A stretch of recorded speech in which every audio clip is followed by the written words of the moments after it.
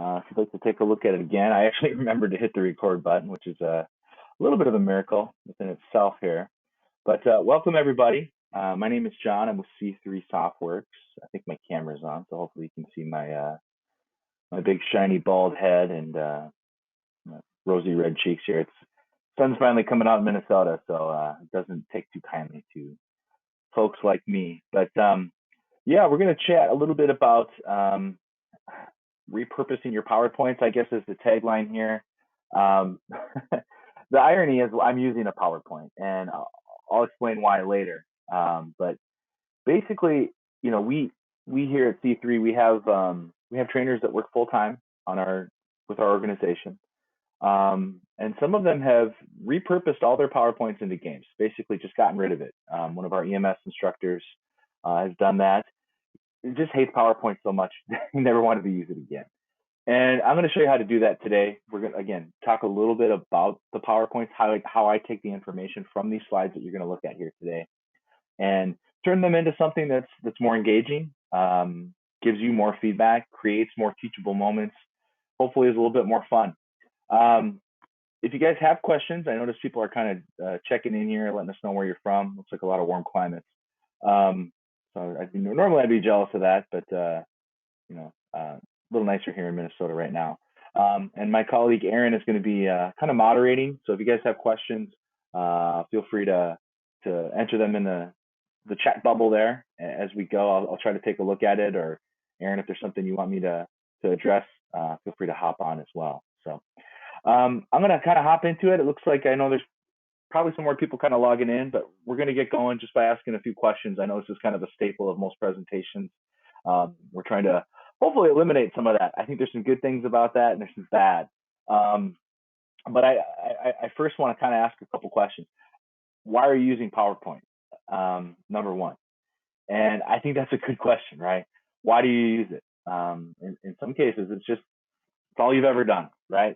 You know, you graduated from high school, figured out how to use PowerPoint in one of your tech classes, and off to the races ever since. We're just using PowerPoint for every meeting because it's just what you're supposed to use. Yeah, it's what's available. That's true. I mean, PowerPoints are available. I think now, even working virtually, people tend to lean on them a little bit more because what our content team uses making our training materials. Yeah, I mean, known quality with a lot of features. I guess. I mean, it's known quality for sure. Easy to use and present your content. Yeah, I mean, I think it's just easy to use because you've used it for so long.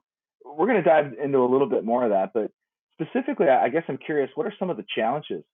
Better than overhead projectors? I don't know. I think those overhead projectors are pretty good. You can at least edit on the spot, right? Hey, Renee, good to see you. Faster than computer-based modules? Yeah. Well, I mean, especially if you're doing learning-based e-learning kind of things, anything that's self-paced, you're not getting that teachable, creating those teachable moments.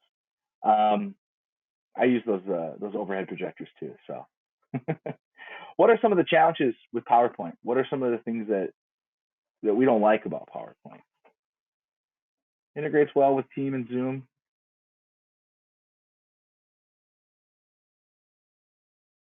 Hear me? Oh, it looks like I was muted there for a second. I'm sorry, I was chatting by myself here. My apologies. My first question was, why are you using PowerPoint? A lot of good feedback in the chat room there. It's what's available. It's what, you know, kind of what we're taught. Basically, what I would like to know are what are some of the challenges you have with it. You know, I think Renee kind of alluded to it. We had these overhead projectors. I remember using those too. In some ways, those are better. I mean, you can at least kind of change things on the spot. You're able to edit. PowerPoint is pretty static, right? You're clicking through it. You're looking at a slide. You also have kind of a rhythm and a pattern in your head. It's boring to use. Yeah, it's pretty boring, right? It's lecture based, right? That's the whole purpose of PowerPoint. I'm going to speak, you're going to listen, and then you're going to look at the visuals and read the text that I have. So why am I using PowerPoint? And I talked about this while I was on mute, so I still need to figure out some of this technology as well. I did hit the record button, so good for me. Sometimes I forget that as well. But I'm using PowerPoint right now to illustrate. Look, we have here at C3 full-time instructors on our staff that help with product development, and they've repurposed all of their PowerPoint catalog into something that's more interactive in the form of games. Our software does primarily games, but we do some other engagement tools as well. Um, but I think the idea is, hey, how do I create something that gives me more opportunity to teach as opposed to lecture? And those are two different things, I think. When you're presenting information, PowerPoint presentation, you're just presenting, right? You're not having these unique discussions, or in some cases, you're asking questions and hearing crickets. I think, how do we turn those crickets into something that's more actionable? And we're going to chat a little bit about that today. Good job, Ross. Yeah, it's not interactive. That's exactly what we're going to do. How do I take the content that I'm presenting to you in this PowerPoint and turn it into something that's more interactive? And we'll do that today. So thanks for your feedback. Sorry for my mute button. I'm sitting here talking with my camera on, and I'm quiet. So first one here, why stop? Why should you stop using PowerPoints? And Ross kind of alluded to this as well. It's not interactive, right? You're lecturing, just like this guy here. He's pointing, he's talking, same as if you're in a virtual call, same as what I'm doing right now. You don't have to do PowerPoint just to do it. It's not the end all and be all of training. Why not? Well, a couple of reasons. One, it really handcuffs presenters. It doesn't allow you to express any sort of creativity. And I think one of the things that I dislike about teaching sometimes is when you teach, you have a certain rhythm or a certain pattern that you're always going through. Okay, here's the information. Let's go through these slides. Let's talk about this. And it becomes the same session each time. I don't think that's necessarily how classes are best used. I think each class should be a unique experience, right? Different students have different questions, different challenges, and being able to pivot and change things up, ask different questions. It's hard to do with PowerPoint. And I think if you can get that data, you can get that information, and then do something with that data and information, you're going to have a more powerful teaching tool. So click on the next one here. Another reason it takes too long and too much effort. Again, I mentioned handcuffs to presenter. Never-ending deck slides take, even me right now, I'm reading the PowerPoint, right? I don't want to do that. You want to have unique discussion each time. You want to be able to address specific teachable moments each time. Sometimes PowerPoint's a crush, right? You get into these habits. Okay, this is my deck, right? This is the one I use for my new hire session that I have 4 times a year, and it's the same new hire session each time. You're gonna, like I said, you're gonna have new challenges, new approaches to everything in the background. You can hear background noise. Maybe that's my house. I'm sorry. Okay, I think maybe I can mute here too. Analytics. So again, PowerPoints don't provide you any information, and as teachers, right, we know knowledge is power, right? So again, using that data, if you have data, if you know what your students know, what do you do with it, right? I think a lot of people in the past have created some sort of, either a PowerPoint game or, maybe some sort of activity in their classroom, maybe use Kahoots or something, that the kids have used in high school to get information. But what do you do with it? So if you know there's a knowledge gap, how do you address it? And I think it's tough to do that with lecture. So we're going through PowerPoint. Here's a slide. Here's some information. Take a note. I expect you to know it next time when we take a test. Well, you might not understand why they don't know that information or why it's confusing. And I think as a teacher, that's where you get to shine. And having that information allows you to do that. So why games? Well, and I kind of alluded to it earlier too. They give you real-time feedback. They give you those knowledge gap information, right? So I could see right away, hey, there's a problem here. And then as a teacher, it gives me the moment to address it, right? I can spend some time. All right, well, this is an area that we're not doing so hot in, or maybe it's a situational type of question. Hey, what would you do in this situation? A, B, C, D. I get a percentage. Okay, I see maybe half the class isn't on board with the correct answer. Why do you think it's the right answer? And so having those discussions, having those teachable moments, I think are really useful for instructors. Is someone breathing into the mic and it's not you, John? Okay. Yeah, I went ahead and muted. I don't think it's me unless I have a cold here. but I think I'm pretty healthy today, so my apologies. Um, so this is something we'll chat about after today too, using micro learning, to coincide with this real-time feedback. I think is extremely useful, and we'll talk about how you could use something like our software to fill in those knowledge gaps post and pre-session. I think people have gotten very creative.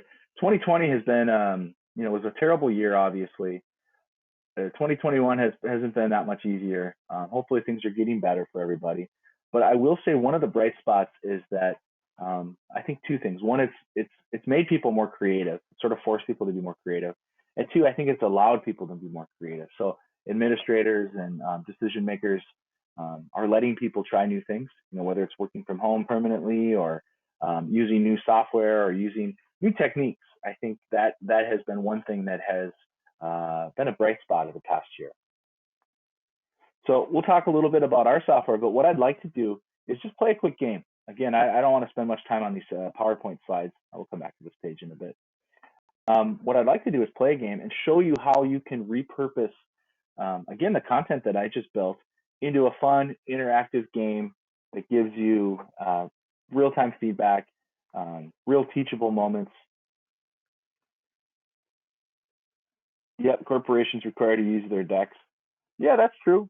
But they don't require you to only use their decks in a lot of cases. So I think, yeah, adding the games, maybe even reviewing some of the PowerPoint content that you're using with games could be a good way to do it. So here's what we're going to do. We're going to log into this game. Hopefully everybody can sign in. Looks like there's a good number of us.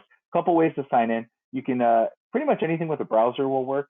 You can go to this website, bravozone.us.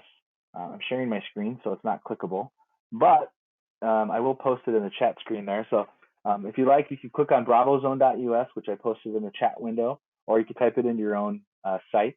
You could punch in that ID code 0006. That's my ID, my teaching ID. Or if you have a camera on your phone, and I really like to have my participants use their phones. It's just one less thing to distract you. People checking their fantasy football lineups or shopping on Amazon. Just one less thing to not worry about. So you can go ahead and open your camera, highlight that QR code. No need to take a picture of it. Just highlight it. Should take you directly to the website to log in. And when you get there, it's going to ask you to choose a team. It looks like some of you guys have done that already. Doesn't matter if you want to be on the pretty red princess or the blue mustache team. Doesn't matter. We're just having a good time here. We're going to play Catapult, which is kind of a little bit more interactive, kind of more animated game. We have, again, more serious games, more Hollywood kind of TV style games like some Jeopardy formatted games. There's Jeopardy style games. There's a spin the wheel kind of randomized category game. This one, again, just a little bit more animated, kind of a little bit more goofy. And then if you'd like to join later, the QR code is going to go away as I start the session, but you can still join by opening up a browser, typing in that ID, and then you can type in your name, or in this case, I'm not requiring any sign in, but you could require a sign in if you wanted to, and just type in a name, choose a team. So looks like we got quite a few people on here. I'm going to go ahead and get started. If you want to join later, feel free. The login again is at the bottom. I'm going to turn the sound back on. And you can see your castles are represented there by your flags. You can customize these images. You could put in pictures of your boss or some team leaders too, so you can have a little bit more fun with it as well. But we're going to kind of, again, talk about some of the things that I just talked about in the PowerPoint presentation. Try to keep things short and concise. Instead of being used as a beneficial tool for virtual engagement, becomes slide after slide of lecture. Well, this is a slide, right? So I'm taking that information from the PowerPoint. I'm introducing a topic, right? I'm letting you know that we're going to talk about PowerPoints again here. It's the old version of PowerPoint. I think that's funny. So I can use this to introduce a topic or a situation or a scenario, and then immediately I can ask a question. So what is the biggest reason PowerPoint isn't the end all be all of training? And this is my somebody told me they had a PowerPoint Jeopardy game they built. I was like, oh, it looks like a spaghetti game. Click here to go here to go here. So I'm sure you guys have all made those before. I have used PowerPoint quite a bit in my training as well. This little bar here is letting me know kind of who still needs to answer, but it looks like everybody's getting their answers in, which is great. Again, I can still teach right here. I'm chatting about a topic while you're entering. I could add a timer if I wanted to. A lot of things we can do here. But what I want to do is, and I think this is the really powerful part of it, is again, in the past, you ask questions, you get the crickets. Here I can ask the question and I can get direct response. And here, this is great. 33% say A, 8% say B, take too long to make, that's true. 6% say C, 32% say D. Clear knowledge gap here, right? Maybe I didn't spend enough time on my PowerPoint talking about why it isn't the end all be all of training, right? Information overload. These are all correct answers. I just think the biggest reason, in my opinion, is one of these. But again, this gives me that opportunity to ask questions. So hey, I see 33%. The majority of the class thinks it's A. Why do you guys think that's the biggest reason that the PowerPoint isn't the end all be all? And again, it's a subjective answer in this case, but in some cases maybe there's a real answer. And so not only do I have the data, do I have the information, hey, there's a knowledge gap, but I also have the ability to ask, well, why are you guys thinking that way? And I think that's really powerful. Correct answer, in my opinion, is C. It holds presenters back. Doesn't allow you to be creative. Doesn't allow you to have a conversation. It doesn't allow you to take things on the fly. And I think when you have a discussion, like we could right here, I'm going ahead and just skipping that, but that's a big opportunity. And I think one that we miss a lot when we're teaching just with PowerPoint. So I've revealed the correct answer. It's C. That's great. Maybe you got it right. Maybe you got it wrong. No big deal. Maybe you got it wrong and you want to know why. I think that's the right answer. Or in some cases, maybe you got it right, but you're not sure why it's the right answer. Well, again, I can use that PowerPoint data or PowerPoint content that I've created, throw it into a game, and then use it as a summary. So, hey, A, you're right. A could have been the correct answer, but here's why I think C is the best answer, and then here's the additional information for that, right? Here's more pictures. Here's a video. Here's Michael Scott in a PowerPoint. But again, I think, people like to like and comment and share, just like with Facebook or Twitter or whatever people are using. I think younger kids probably using TikTok more. But again, filling in those knowledge gaps, really, really useful skill, really useful tool with that. Fun thing with our game is now we get to punish the blue team. The red team appears to be the winner. So go ahead and choose your attack. Personally, I like the little potion or the trash on here as well. And then the other thing we can do is I can go ahead and look at the top scoring users. I can view all the participants. In this case, I'll look at the top scorers. So looks like a lot of people got that right. Renee up at front. I think maybe you've played this before, Renee. I don't know if that's fair. 45% have chosen a method of attack. I think that's good enough. I'm going to go ahead and wheel the catapult out now and doink. Turned you into a little ogre. So sorry, blue team. All right, again, we're going to introduce the topic. Accretion to a recent Harvard study was no better than verbal presentations with no visual aids. I don't know if that's true or not. I think PowerPoint has a little bit of a place, but again, this is the same information that I had in the PowerPoint, maybe repurposed, reworded. So if you have to use a PowerPoint, maybe this is a way to add to it. But why are analytics so important to presenters? Right? We talk a lot about analytics in a lot of areas of life these days. Sports, I know you hear that a lot. But it gives us, and these, again, there's probably more than one answer, but I have one that I particularly like. It allows focus to change, right? Okay. It lets me know what my attendees know. C, I'll know if they're going to pass, right? These are all kind of true. Or D, it creates discussion and teachable moments. Which one do you think is the most important, at least based on what we talked about earlier? So I'll go ahead and reveal the correct answer here, in my opinion. 64%. Looks like some of you were paying attention to my rant in the PowerPoint, but I think all these answers are really right. But personally, I think D is you want to be able to create discussion. You want to have feedback. I think that's something that every teacher kind of strives for. I know a lot of people really hate these virtual training sessions because, you get the blank stares, or in some cases, the cameras are off, right? You don't know if people will understand it. Well, this is a way for you to find out if they do, right? The blank stares, you see those blank stares in classrooms, and sometimes you can get a feel for it, especially if you're a good teacher, if you have a good feeling for that. But it's harder in these virtual calls. This is direct response. And then on top of that, I can use that information and fill in those knowledge gaps. Hey, B, I know what my attendees know. That's pretty important. Why did you guys think that was the right answer?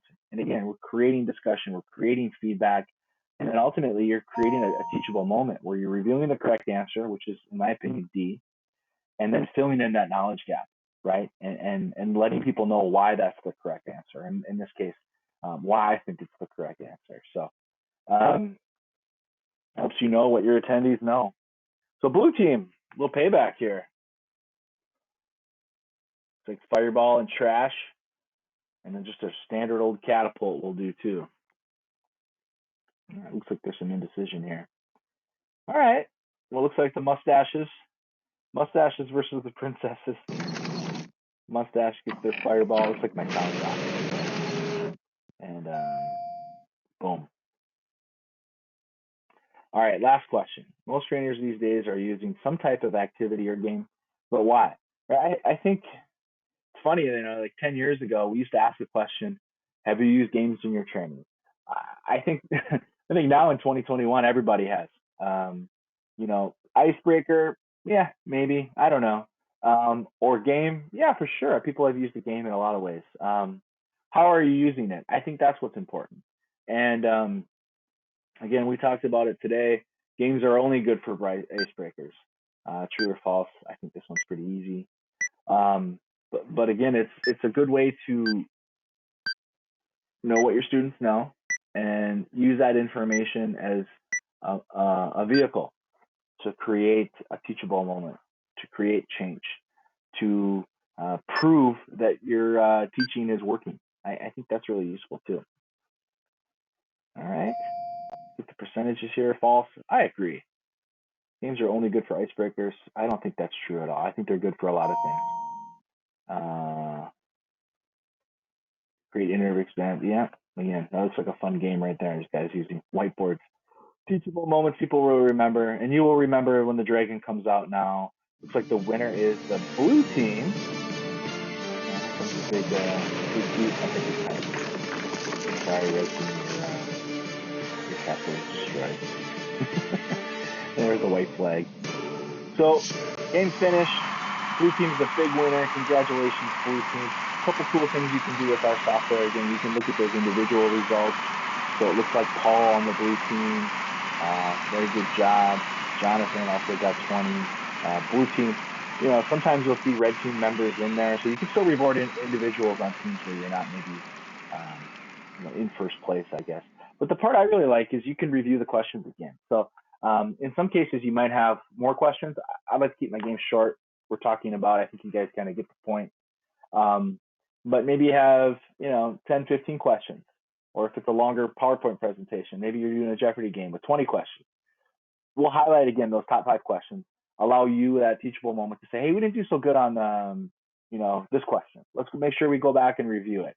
Or you can use that information and that data to send out some self-paced content as well. So that's the cool thing about our software is that you're able to use it in these live sessions like I just displayed today. You can also use them in your learning management system. So basically just uploading the content to a SCORM file, sending it, put it on your LMS system. If you don't have an LMS, that's fine too. You can also send it out as a link. And I'll be sending everybody a link as a follow-up to this just to show you what it'll look like via Spark Quiz. So I've created a Spark Quiz based on the presentation today. It took me literally 3 minutes. We have a question library, so I'm just dragging and dropping those same questions, saves all the media, saves all the content. Hey, here's a couple areas that we want to review again, maybe 3 or 4 questions. With COVID, people have gotten really clever with Spark. They use it as a newsletter, weekly quizzes, weekly trivia. We had a group out in California. They were sending COVID updates. Basically, it was, and sending PDF documents and a survey monkey. No response. So they started creating these interactive newsletters with the same information, copy and paste, video of Dr. Fauci talking about national COVID cases, Then it would have California and the county cases. Then there'd be some questions with feedback kind of based on how they answered.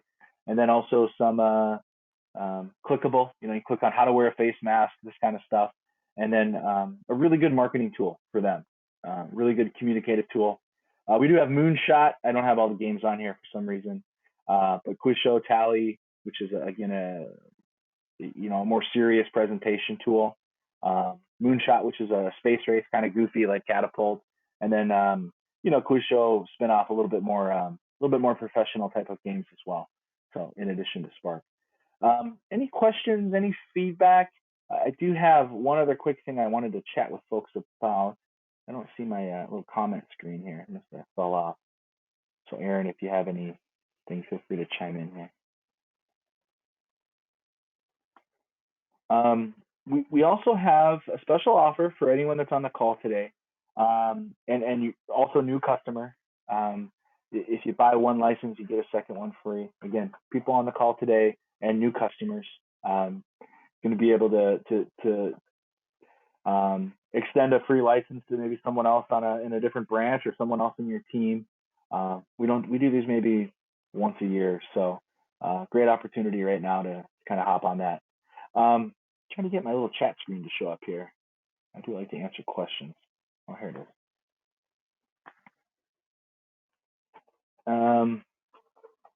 Okay. Cahoots, I see Cahoots on there.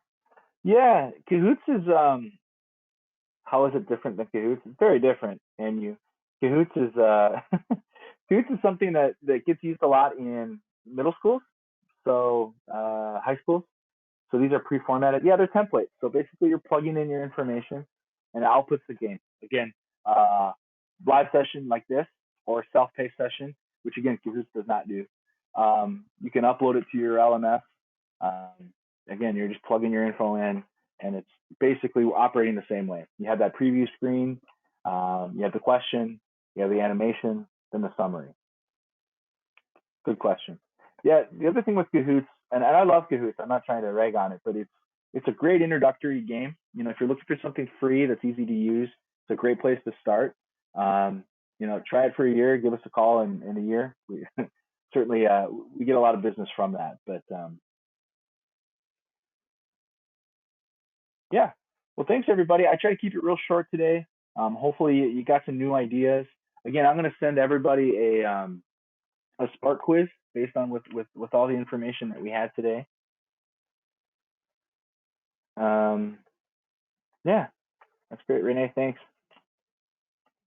Hopefully you got some new ideas. Hopefully you can kind of trim the fat on your PowerPoints, maybe turn them into a game. If some of you are customers, we'd be happy to walk you through and show you how to do it again. If you're not a customer, same thing. We'd be happy to help you as well. We like doing these sessions, and we like to be able to show you how to make your training sessions more fun, get better data, get better feedback, and create some more teachable opportunities. So really appreciate the feedback and the comments. Do you guys have any other questions? Is the price still recurring, or is there a one and done? Not a one and done option, unfortunately. Yep, it's an annual subscription, so it's $15.95. Thanks, Aaron. $15.95 a year. It's $1,595 a year. Again, we got the BOGO offer, so basically getting a free license, extra license with the purchase of one. But yep, no one and done. If you're looking for like kind of a one-off, typically we're looking for people that are training on a regular basis. Again, people using PowerPoint presentations every day, every week, with their meetings.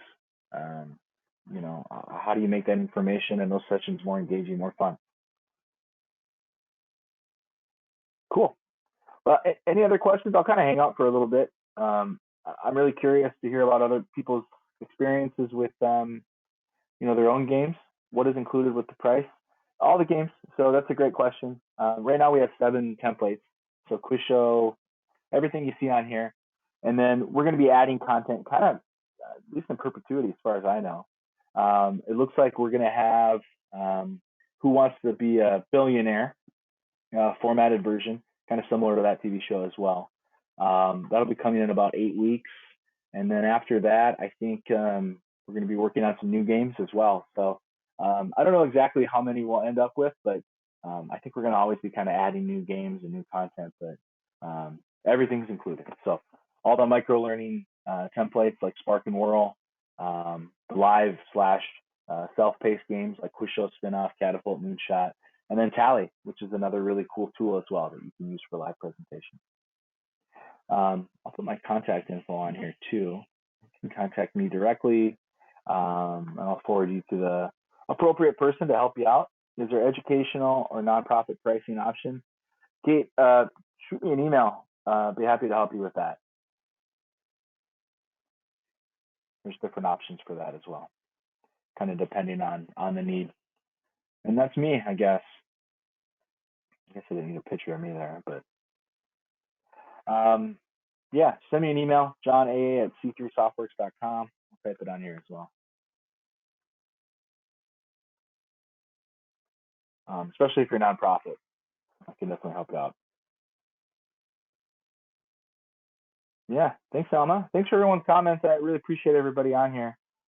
We had a big group today, so I'm glad we were able to kind of do things quickly and answer everybody's questions. Thanks, Teresa. Recognize your name as well. But thanks, everybody. Have a great day. Hopefully, we can help you out here the next few months, or even at worst case, we gave you some new ideas.